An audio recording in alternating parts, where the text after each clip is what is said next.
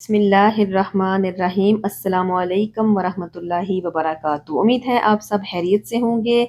आज फिर मैं हाजिर हूँ एक बहुत ही मज़ेदार रेसिपी के साथ। आज की रेसिपी आज हम बना रहे हैं रेस्टोरेंट स्टाइल फ्राइड फ़िश। बहुत मज़े की ये फ़िश बनती है, बाहर से क्रिस्पी अंदर से जूसी। मसाले भी इसमें बहुत कम जाते हैं और ये बहुत ही जो है वो मज़े की फ़िश बनती है। अब हम आ जाते हैं इसकी रेसिपी की तरफ।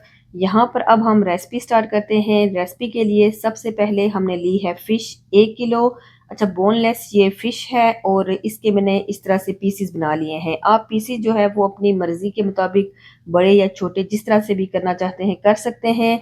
यहाँ पर 2 टेबल स्पून मैंने इसमें डाला है मस्टर्ड पेस्ट और 2 टेबल स्पून इसमें गया है जिंजर गार्लिक पेस्ट और 1 इसमें गया है अंडा। यहाँ पर कॉर्नफ्लावर आ गया है, मैंने इसमें डाला है 5 टेबल स्पून्स और सोल्ट मैंने लिया है 1 टीस्पून। पेपरिका पाउडर और रेड चिली पाउडर ये दोनों मिक्स हैं, ये मैंने 1 टीस्पून डाले हैं। और यहाँ पर मैंने डाला है ब्लैक पेपर पाउडर।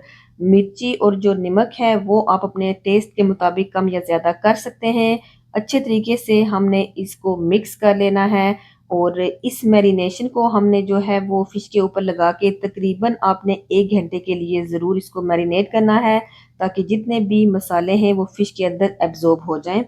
यहाँ पर मैरिनेशन के बाद अब आ जाते हैं हम नेक्स्ट स्टेप की तरफ। ब्रेड क्रम्स मैंने लिए हैं। अच्छा, ये मिक्स्ड हर्ब्स वाले जो ब्रेड क्रम्स हैं वो मैंने लिए हैं। आप जो है वो घर पर अगर 1 कप ब्रेड क्रम्स हैं तो उसमें ओरिगानो 1 टीस्पून, थाइम 1 टीस्पून और थोड़ा-सा सोल्ट, जैसा कि मैं हमेशा कहती होती हूँ, अपने टेस्ट के मुताबिक ब्लैक पेपर पाउडर और जिंजर और गार्लिक पाउडर हाफ़ टी-स्पून डाल के उसमें मिक्स करके तो आप घर पर उस मसाले को रेडी कर सकते हैं ब्रेड क्रम्स वाले को।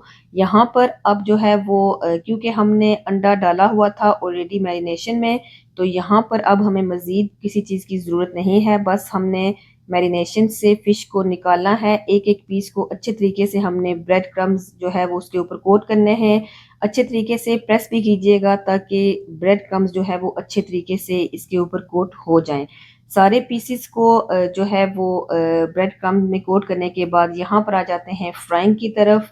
ऑयल जो है वो आप जब भी फ़िश को ऑयल में ऐड करते हैं तो याद रखें उसको गर्म होना चाहिए।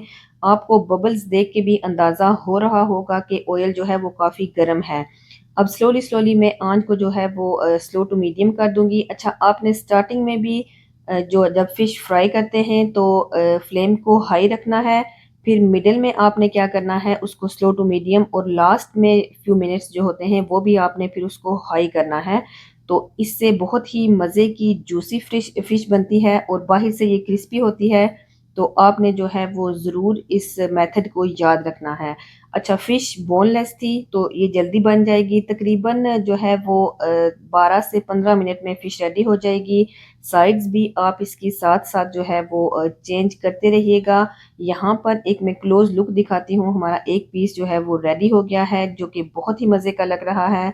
मैं आपको क्या ही बताऊँ। तो अभी मैं जब इंशाल्लाह फ़िश थोड़ी-सी ठंडी हो जाएगी, ब्रेक करके भी मैं आपको दिखाऊँगी कि ये अंदर से कितनी मज़ेदार और जूसी लगती है।